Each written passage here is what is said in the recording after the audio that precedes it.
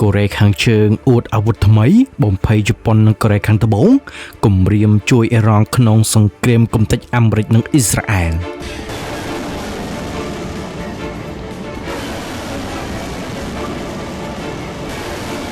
មេដឹកនាំកូរ៉េខាងជើងលោកគឹមចុងអ៊ុន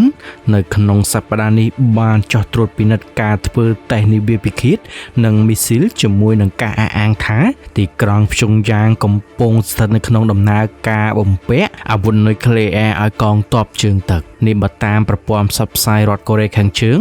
ដែលដកស្រង់ចេញផ្សាយដោយទីភ្នាក់ងារសារព័ត៌មាន AFP ប្រព័ន្ធផ្សព្វផ្សាយរដ្ឋកូរ៉េខាងជើង KCNA នៅថ្ងៃទី10ខែមិនិនាឆ្នាំ2026បានឲ្យដឹងថាការធ្វើតេស្តខាងលើ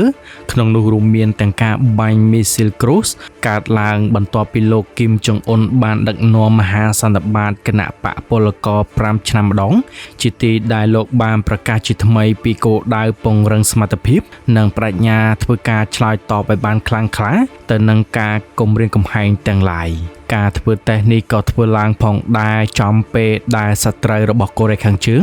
គឺសហរដ្ឋអាមេរិកបានពួតដៃគ្នាជាមួយអ៊ីស្រាអែលបើការវាយប្រហារលើអ៊ីរ៉ង់ក្នុងគោលបំណងកំទេចកម្មវិធីនុយក្លេអ៊ែរនិងមីស៊ីលរបស់អ៊ីរ៉ង់បើតាម KCNA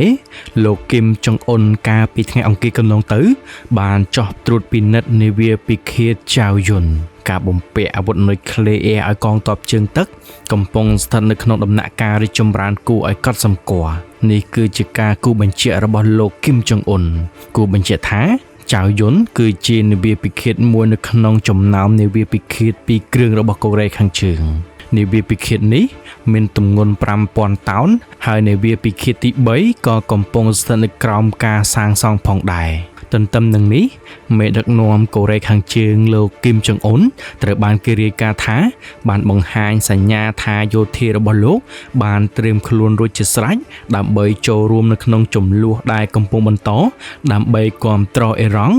ដោយធ្វើឲ្យសង្គ្រាមនៅក្នុងតំបន់បច្ចុប្បន្នកាន់តែសកលភាវូបនីយកម្មអន្តរាគមន៍ដ៏មានសក្តានុពលនេះនឹងផ្ដល់ដល់អ្នកប្រយុទ្ធដែលមានអាវុធនុយក្លេអ៊ែរពីតំបន់ Indo-Pacific ចូលទៅក្នុងឆាកមជ្ឈមបូព៌ា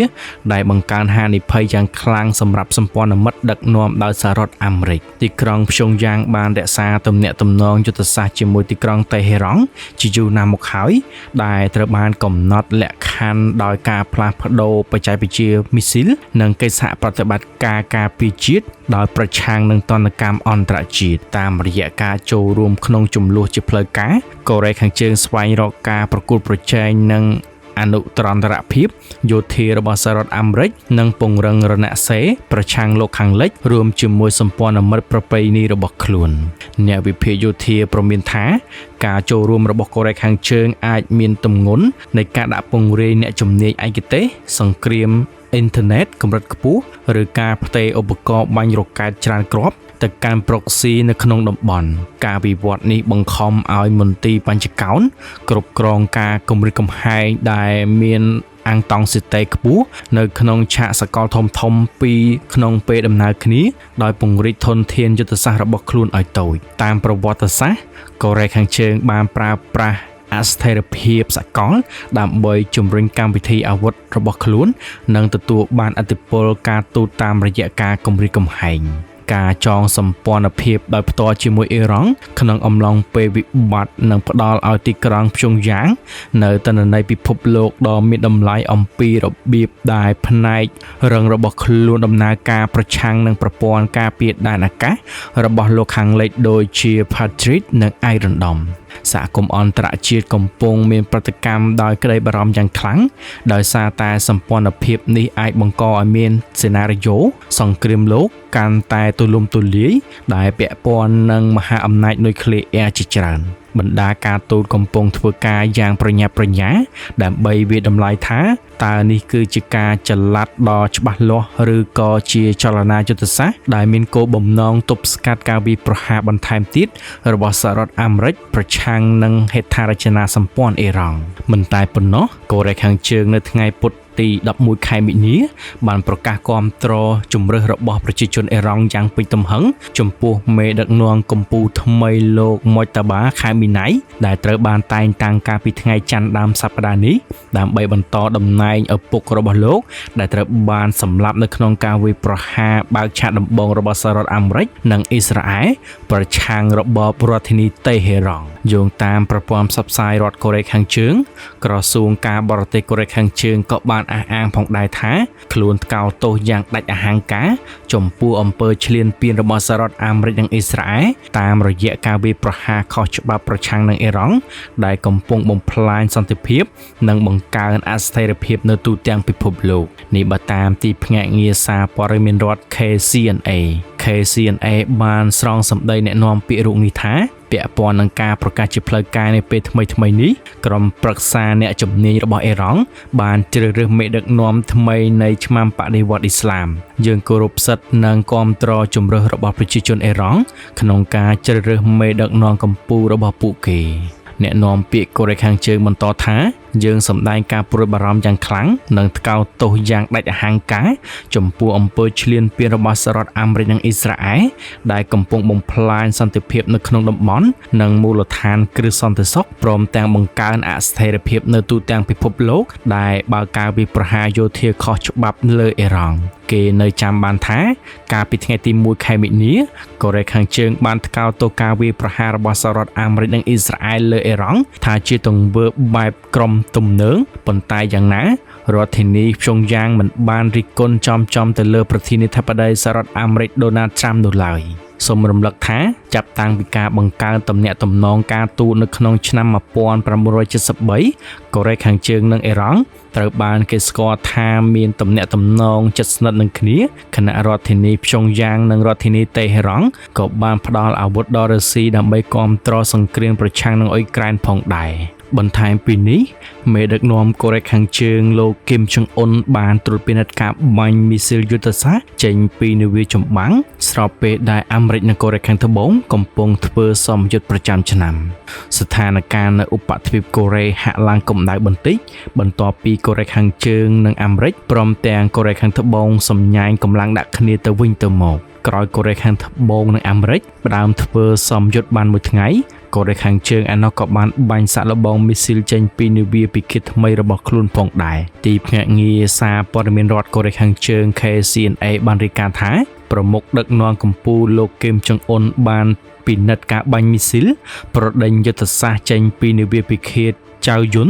កាលពីថ្ងៃទី10ខែមិនិនាពលគឺមួយថ្ងៃក្រោយអាមេរិកនិងកូរ៉េខាងត្បូង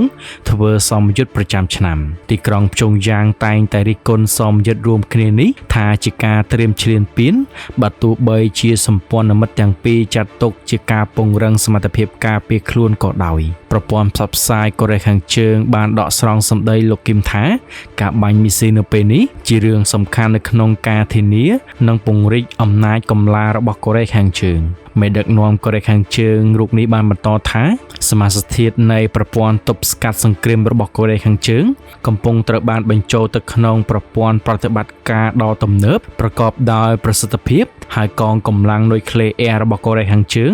បានឈានចូលដល់ដំណាក់កាលនៃប្រតិបត្តិការច្រើនមុខព្រួញផងដែរលោកគឹមក៏បានបង្ហាញការពេញចិត្តចំពោះការសាកល្បងដែលបានផ្ទៀងផ្ទាត់កម្រិតជឿជាក់នៃប្រព័ន្ធគ្រប់គ្រងរួមនៃអាវុធយុទ្ធសាស្ត្រនិងឧត្តមភាពនៃប្រព័ន្ធប្រយុទ្ធចម្រុះនាវាពិឃាតខាងលើបើតាម KCNA ប្រមុខដឹកនាំកូរ៉េខាងជើងបានណែនាំឲ្យត្រួតពិនិត្យប្រសិទ្ធភាពនៃកាំភ្លើងស្វ័យប្រវត្តិដែលដំឡើងនៅលើនាវាចម្បាំងចៅយុនហើយសិក្សាពីលទ្ធភាពបំពាក់ប្រព័ន្ធអាវុធល្បឿនលឿនជាងសម្លេងជំនួសកាំភ្លើងទាំងនោះនៅលើនាវាពិឃាតទម្ងន់ 5000 តោន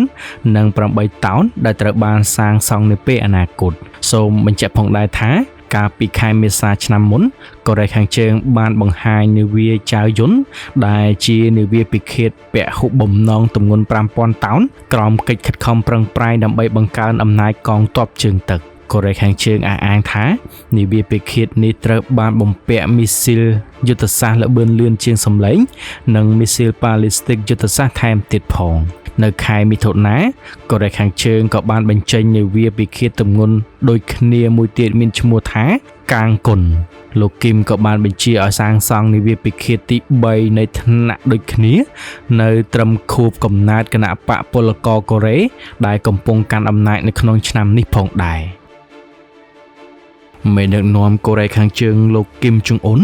នៅក្នុងសប្តាហ៍នេះបានចោះត្រួតពិនិត្យការធ្វើតេស្តនាវាពិឃាតនិងមីស៊ីលជាមួយនឹងការអះអាងថាទីក្រុងព្យុងយ៉ាងកំពុងស្ថិតនៅក្នុងដំណើរការបំពាក់អាវុធនុយក្លេអ៊ែរឲ្យកងទ័ពជើងទឹកនេះបើតាមប្រព័ន្ធផ្សព្វផ្សាយរដ្ឋកូរ៉េខាងជើង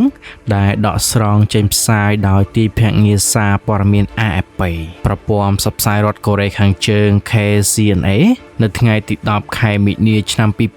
2026បានឲ្យដឹងថាការធ្វើតេស្តខាងលើក្នុងនោះរួមមានទាំងការបាញ់មីស៊ីលគ្រូសកើតឡើងបន្ទាប់ពីលោកគីមចុងអ៊ុនបានដឹកនាំមហាសន្និបាតគណៈបកពលករ5ឆ្នាំម្ដងជាទីដែលលោកបានប្រកាសជាថ្មីពីគោលដៅពង្រឹងសមត្ថភាពនិងប្រាជ្ញាធ្វើការឆ្លើយតបឲ្យបានខ្លាំងក្លាទៅនឹងការគំរាមកំហែងទាំងឡាយការធ្វើតេស្តនេះក៏ធ្វើឡើងផងដែរចំពេលដែលសត្រូវរបស់កូរ៉េខាងជើងគឺសហរដ្ឋអាមេរិកបានពួតដៃគ្នាជាមួយអ៊ីស្រាអែលបើការវាយប្រហារលើអ៊ីរ៉ង់ក្នុងគោលបំណងកំទេចកម្មវិធីនុយក្លេអ៊ែរនិងមីស៊ីលរបស់អ៊ីរ៉ង់បើតាម KCNA លោកគីមចុងអ៊ុនកាលពីថ្ងៃអង្គារកន្លងទៅបានចោះត្រួតពិនិត្យនាវាពិឃាតចៅយុនការបំពាក់អាវុធនុយក្លេអ៊ែរឲ្យកងទ័ពជើងទឹកកំពុងស្ថិតនៅក្នុងដំណាក់កាលរីកចម្រើនគួរឲ្យកត់សម្គាល់នេះគឺជាការគូបញ្ជាក់របស់លោកគីមចុងអ៊ុនគូបញ្ជាក់ថាចៅយុនគឺជានាវាពិឃាតមួយនៅក្នុងចំណោមនាវាពិឃាត2គ្រឿងរបស់កូរ៉េខាងជើងនាវាពិឃាតនេះមានទម្ងន់ 5000 តោនហើយនាវាពិឃាតទី3ក៏កំពុងស្ថិតនៅក្រោមការសាងសង់ផងដែរទន្ទឹមនឹងនេះមេដឹកនាំកូរ៉េខាងជើងលោកគីមចុងអ៊ុនត្រូវបានគេរាយការណ៍ថាបានបង្ហាញសញ្ញាថាយោធារបស់លោកបានត្រៀមខ្លួនរួចជាស្រេចដើម្បីចូលរួមនៅក្នុងចំនួនដែលកំពុងបន្តដើម្បីគាំទ្រអ៊ីរ៉ង់ដោយធ្វើឲ្យសង្គ្រាមនៅក្នុងតំបន់បច្ចុប្បន្នកាន់តែសកលភាវូបនីយកម្មអន្តរាគមន៍ដ៏មានសក្តានុពលនេះនឹងផ្ដល់ដល់អ្នកប្រយុទ្ធដែលមានអាវុធនុយក្លេអ៊ែរពីតំបន់ Indo-Pacific ចូលទៅក្នុងឆាកមជ្ឈមបូព៌ាដែលបង្កើនហានិភ័យយ៉ាងខ្លាំងសម្រាប់សម្ព័ន្ធមិត្តដឹកនាំដោយសហរដ្ឋអាមេរិកទីក្រុងព្យុងយ៉ាងបានរក្សាទំនាក់ទំនងយុទ្ធសាស្ត្រជាមួយទីក្រុងតេហេរ៉ង់ជាយូរណាស់មកហើយដែលត្រូវបានកំណត់លក្ខខណ្ឌដោយការផ្លាស់ប្ដូរបច្ចេកវិទ្យាមីស៊ីលនិងកិច្ចសហប្រតិបត្តិការការពារជាតិដោយប្រឆាំងនឹងទណ្ឌកម្មអន្តរជាតិតាមរយៈការចូលរួមក្នុងចំនួនជាផ្លូវការកូរ៉េខាងជើងស្វែងរកការប្រកួតប្រជែងនិងអនុត្រន្តរភាពយោធារបស់សហរដ្ឋអាមេរិកនិងពង្រឹងរណសិរ្សប្រឆាំងលោកខាងលិចរួមជាមួយសម្ព័ន្ធមិត្តប្រពៃណីរបស់ខ្លួនអ្នកវិភាគយោធាប្រមានថា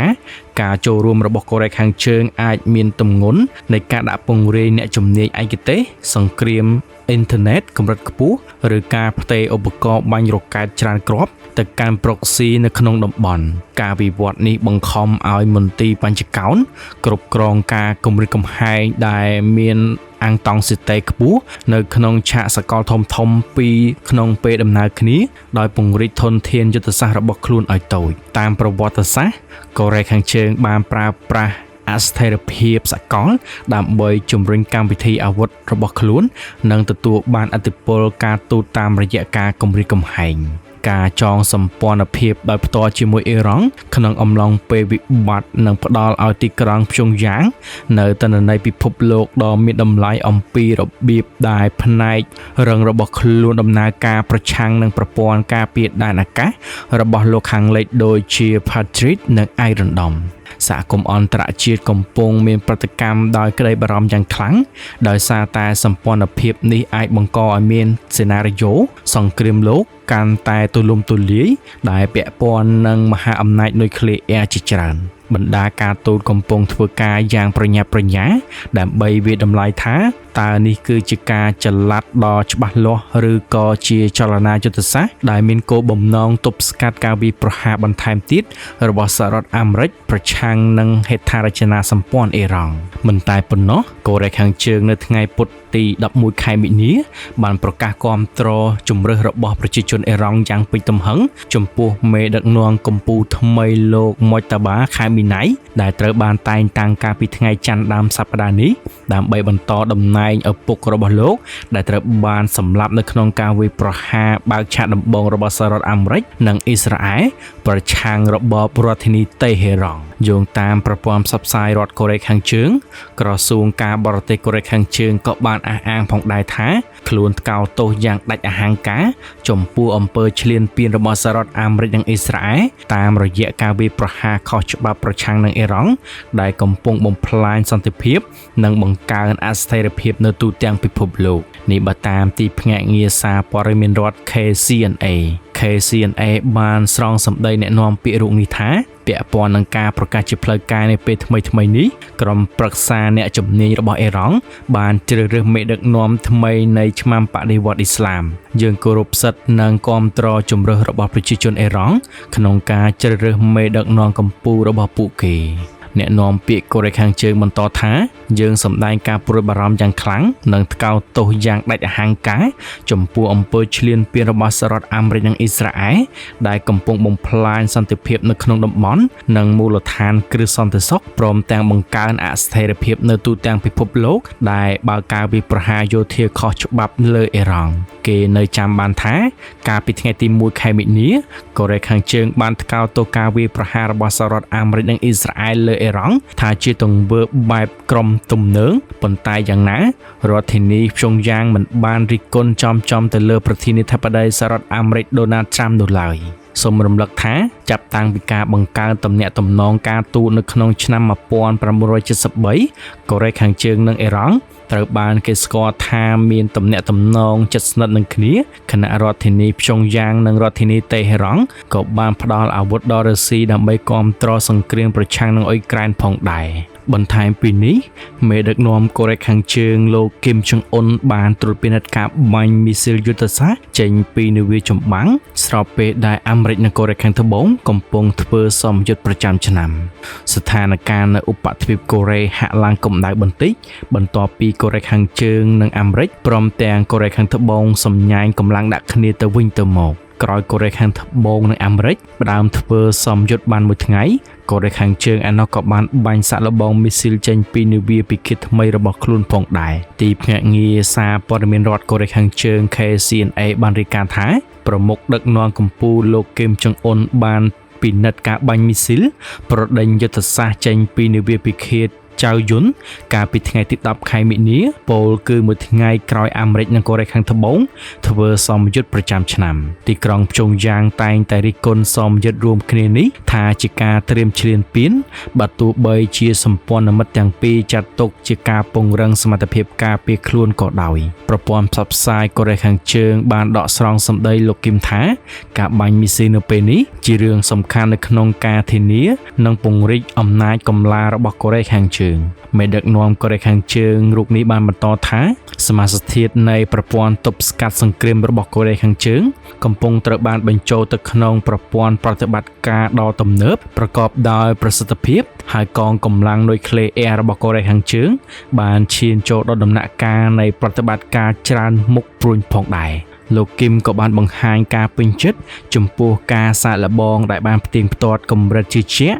នៃប្រព័ន្ធគ្រប់គ្រងរួមនៃអាវុធយុទ្ធសាស្ត្រនិងឧត្តមភាពនៃប្រព័ន្ធប្រយុទ្ធចម្រុះនាវាពិឃាតខាងលើបើតាម KCNA ប្រមុខដឹកនាំកូរ៉េខាងជើងបានណែនាំឲ្យត្រួតពិនិត្យប្រសិទ្ធភាពនៃកាំភ្លើងស្វ័យប្រវត្តិដែលដំឡើងនៅលើនាវាចម្បាំងចៅយុនហើយសិក្សាពីលទ្ធភាពបំពាក់ប្រព័ន្ធអាវុធល្បឿនលឿនជាងសម្លេងជំនួសកាំភ្លើងទាំងនោះនៅលើនាវាពិឃាតទម្ងន់ 5000 តោន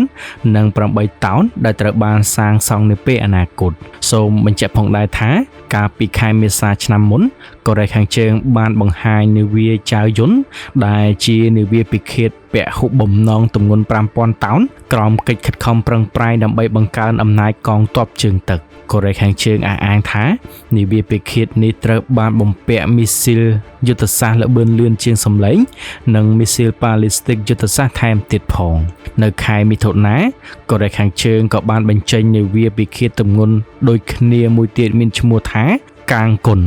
លោកគីមក៏បានបញ្ជាឲ្យសាងសង់នាវាពិឃាតទី3នៃឋានៈដូចគ្នានៅត្រឹមខួបកំណើតគណៈបកពលករកូរ៉េដែលកំពុងកាន់អំណាចនៅក្នុងឆ្នាំនេះផងដែរ